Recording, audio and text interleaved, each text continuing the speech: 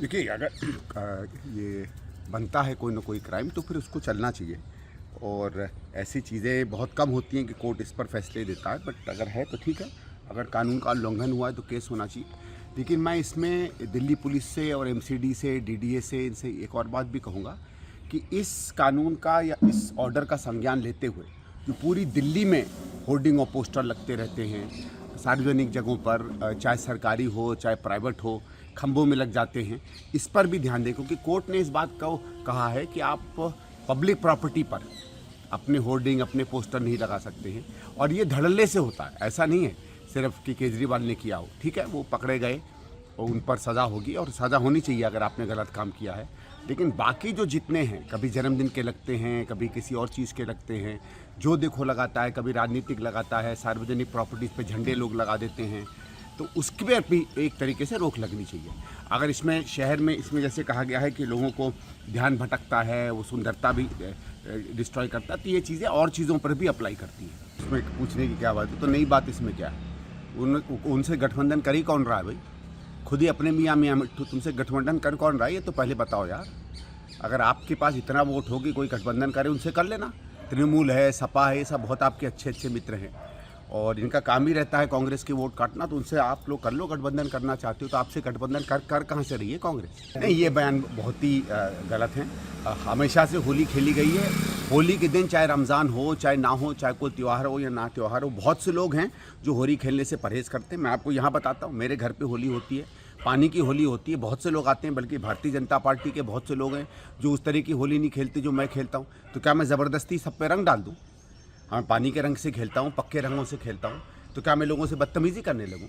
भाई, हर समाज में, हिंदू समाज में भी बहुत से लोग हैं, वो अलग अलग तरीके से होली खेलते हैं। कुछ लोग केवल टीका लगाते हैं, कुछ लोग टीके से भी नहीं कहते नहीं दूर रहो, कुछ लोग गुलाल लगाते हैं, कुछ लोग पानी का रंग लगाते हैं। यहाँ जैसे आप आइएगा, यहाँ होली पे होला मोहल्ला होता है, हमारी सिखों का त्यौहार, बगल में मेरे ख्याल से 5-10 हज़ार की संख्या में लोग जाते हैं। वो लोग नहीं चाहते कि उनके पे रंग लगाए, हम सम्मान से उन पर रंग नहीं लगाते हैं। वो उनका त्यौहार है, ये हमारा त्यौहार है। त्योहारों पे अब आप राजनीति करने लगे, हर चीज़ में राजनीति करने लगे, हर चीज़ में आपको सांप्रदायिकता दिखने लगे। समाज ने हजारों सालों से अलग अलग समुदायों और अलग अलग धर्मों के त्योहारों को एक साथ मनाने को सीखा है।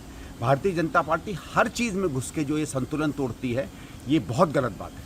सर, होली पर ही सवाल है। दरभंगा के मेयर हैं, उन्होंने कहा है कि 2 घंटे के लिए होली ना खेलें क्योंकि उस दिन जुम्मे का नमाज है। लोगों से अपील की है कि आप 2 घंटे के लिए जुम्मे का नमाज है। तो साहब, ये भी आप लोग सवाल क्या पूछ रहे हैं? कोई कहीं कोई अपील कर रहा है, नहीं कर रहा है, करने दीजिए। ये कोई न्यूज़ के सवाल बनते हैं? भाई, बहुत चीज़ें होती हैं। कोई अपील कर सकता है कि आप खेलें, कोई अपील कर सकता है आप नहीं खेलें। हर शहर का, हर व्यक्ति का अपना नज़रिया होता है। हम लोग बारात लेके जाते हैं, कहीं पता चलता है गमी हो गई है, उस थोड़ी देर के लिए बैंड नहीं बजाते हैं, कुछ लोग बजाते हैं, कुछ लोग नहीं बजाते। हर व्यक्ति के अपने मन की चीज़ है ना। हर चीज़ कोई राष्ट्रीय मुद्दा थोड़ी हो जाती है, या राजनीतिक मुद्दा या टीवी पे डिस्कस करने वाला मुद्दा थोड़ी हो जाता है। ये कांग्रेस ही नहीं है, इसमें बीजेडी भी है, इसमें तृणमूल भी है, इसमें तमाम पार्टियां हैं, और हर पार्टी इस बात का सवाल पूछ रही है कि जैसे महाराष्ट्र में हो गया, तो 2 महीने में 80 लाख वोटर कैसे बढ़ गए, दिल्ली में कैसे बढ़ गए, हरियाणा में कैसे बढ़ गए, अचानक बढ़ जाते हैं। जो चीज़ आज तक नहीं हुई है वो 2-2 महीने में इलेक्शन कमीशन कर देता है, और इलेक्शन कमीशन के पास कोई जवाब नहीं है। भाई, इलेक्शन कमीशन तो पब्लिक इंस्टीट्यूशन है एकदम। अगर आपकी कोई चीज़ होती तो आप बताएं। भाई, इनकम टैक्स भी मैं आपको बताता हूँ, अगर अचानक 25-30-40% बढ़ जाता है तो वो कहते हैं कहाँ से बढ़ गया। अच्छी चीज़ में भी वो बताते हैं। आप पता नहीं किस अहंकार में घूम रहे हैं कि नहीं साहब, हम नहीं बताएंगे, हमारे पास कोई हमसे सवाल नहीं पूछ सकता। क्यों नहीं बताएंगे आप?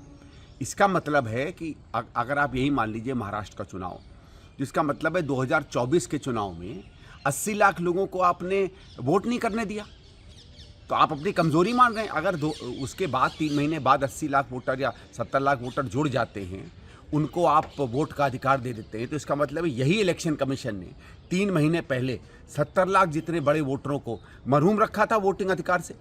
तो आप अपनी कम से कम ये कहिए कि भाई हमने गलती की, कुछ तो मानिए। आप तो हर चीज़ में अहंकार लेकर और एरोगेंस लेकर बैठ जाते हैं। ये बात ठीक नहीं है इलेक्शन कमीशन। कैसे प्रदर्शन तो कोई करे, हर व्यक्ति को एक अधिकार है प्रदर्शन करने का, और अगर समुदाय के लोगों को लगता है कि वक्फ बोर्ड बिल गलत है तो उनका अधिकार है प्रोटेस्ट करने का। प्रोटेस्ट क्या होता है, कैसे होता है, ये देखेंगे। देखिए, ये कानून भी, इसमें जो तब्दीलियाँ आई हैं उसमें कुछ 2-3 ऐसी चीज़ें मुझे बहुत डिटेल में नहीं पता है, जिसमें मुस्लिम समुदाय के बहुत से लोग विचलित हैं। ये मुस्लिम समुदाय के लोगों का ही दान की हुई ज़मीनों पर एक अधिकार है। और मेरे हिसाब से ऐसा कोई जब कानून बने तो जिस समुदाय के लोगों ने ज़मीनें दान की हैं या जिसने एक तरीके से दान करके दी है, जो इस्लाम में कहा जाता है उन्होंने वक्फ की है ज़मीन, तो उनकी राय सबसे ज़्यादा इसमें जाननी चाहिए।